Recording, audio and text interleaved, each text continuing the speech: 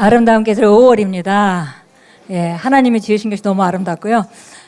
색깔들이 똑같이 잎이 나와도 정말 그 초록색이 다 다르죠. 그래서 어우러져서 정말 너무 아름답게 보이는 그런 계절입니다. 하나님이 만드신 모든 것이 아름다운데 그 중에 최고는 바로 우리 옆에 있는 사람입니다. 예, 우리 옆에 있는 사람 축복하겠습니다. 당신이 최고로 아름답습니다. 하나님의 걸작품입니다. 아멘, 아멘. 예, 성경에 정말 하나님께서 우리를 최고로 만드셨다고 말씀합니다. 아름다운 정말 피조물이 많지만 우리가 최고입니다. 그리고 우리가 하나님의 성품을 나타내고 하나님의 능력을 나타내고 또 하나님을 드러내는 그런 목적으로 우리가 이 땅에 있습니다. 예, 오늘 5월 첫날이고요. 우리 5월 1일 말씀의 실제 함께 나누겠습니다. 예, 제목은 하나님 아버지와의 연합입니다. 예, 말씀의 실제 이렇게 책으로 짧기는 처음인 것 같습니다. 예, 반 페이지, 보통 때 반 분량밖에 안 되는 것 같아요. 예, 하나님 아버지의 연합. 그러니까 하나님 아버지와 연합하면 더 이상 할 말이 뭐 있겠어요? 예, 우리 요한복음 4장 23절 같이 읽겠습니다. 아버지께 참되게 예배하는 자들은 영과 진리로 예배할 때가 오나니 곧 이때라. 아버지께서는 자기에게 이렇게 예배하는 자들을 찾으시느니라. 아멘. 예. 사람들이 나름대로 이방 종교를 믿는 사람들도 자기들 신에 대해서 경배합니다. 예배하죠. 그런데 예수님께서 사마리아 여인에게 하신 말씀입니다. 하나님께서 정말 참되게 예배하는 자들을 찾는데 바로 그런 자들은 영과 진리로 예배하는 것이다. 이렇게 말씀했습니다. 같이 읽겠습니다. 영과 진리로 하나님께 예배하는 것은 그분의 말씀에 일치하여 영으로 예배하는 것을 의미합니다. 그러나 영으로 하나님을 경배하거나 예배하기 전에 먼저 영이 하나님 아버지와 연합해야 합니다. 예수님께서 말씀하셨습니다. 아버지께서는 자기에게 이렇게 예배하는 자들을 찾으시느니라. 왜 아버지께서 그런 자들을 찾으십니까? 진정한 예배란 하나님과 친교를 누리는 것입니다. 그것은 노래를 부르거나 기도하는 것 이상으로서 당신의 영이 하나님과 교통할 때 영적인 영역에서 일어나는 교제입니다. 그래서 때때로 당신이 예배드릴 때 영광스러운 성령님이 운행하심을 경험하게 되는 것입니다. 예배는 단지 말하는 것 이상의 기쁨이 넘치는 경험입니다. 그것까지 보겠습니다. 보니까 영과 진리로 예배한다. 뭐 알 것도 같고 또 어려운 말이기도 한 것 같습니다. 그런데 여기 한마디로 일축해서 설명해 주셨습니다.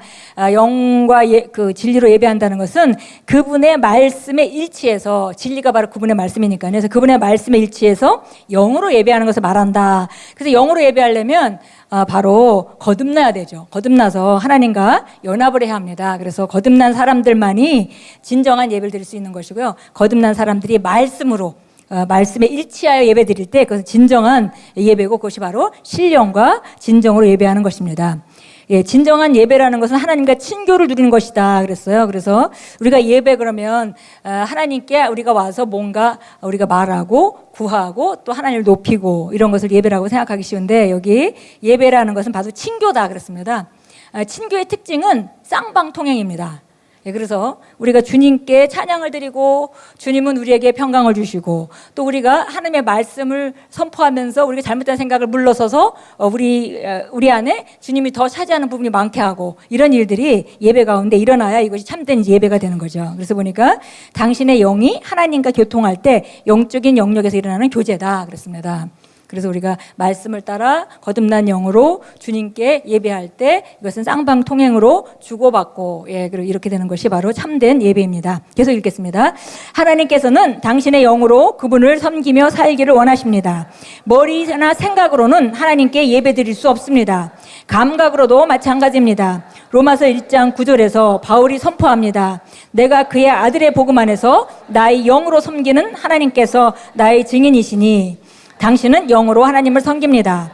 당신의 영은 하나님께서 사시는 곳이며 그분의 빛이 당신의 영에 있습니다. 그러므로 말씀 안에서 그리고 말씀을 통해 살아감으로써 영으로 하나님을 섬기십시오. 아멘. 그래서 영으로 섬긴다 그러면 또 약간 추상적인 언어기도 한데요. 영으로 섬기는 것은 다른 것이 아니라 말씀으로 우리가 주님을 섬기는 것이고 또 말씀을 따라 살아가는 것을 말하죠. 말씀을 따라 살아가고 그 다음에 우리가 믿음으로 사는 것을 바로 영으로 주를 섬긴다 이렇게 표현했습니다. 오늘 참고 성경 구절은요, 고린도전서 6장 17절입니다. 주와 합하는 자는 한 영이니라. 그래서 우리가 성령님과 우리가 하나가 돼서 한 영으로 합해졌습니다. 그래서 우리가 하나님과 연합했습니다. 이제 우리는 아버지를 향하여 산 자가 됐습니다. 예, 빌립보서 3장 3절은 이렇게 말합니다. 이는 영 안에서 하나님을 경배하고 예수 그리스도 안에서 기뻐하고 육신을 신뢰하지 않는 우리가 할례파이다.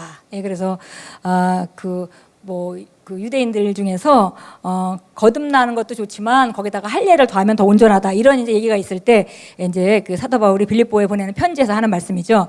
영 안에서 하나님을 경배하고 우리가 영으로 주님을 교통하고, 금방 말했듯이 말씀 안에서 우리가 말씀에 물러서고 주님을 높이고, 우리가 영으로 경배하고 그리스도 예수 안에서 기뻐하고, 우리가 모든 감사와 기쁨의 조건이 딴 것이 아니라, 환경이 아니라 그리스도 예수 안에서 기뻐하고, 그 다음에 육신을 신뢰하지 않는 우리가 바로 할례파이다. 그래서 할례가 다른 것이 아니라, 우리가 몸에 하는 할례가 아니라 우리가 심령으로부터 우리가 이런 삶을 살아갈 때 그것이 바로 진정한 할례당이다, 이렇게 말했습니다.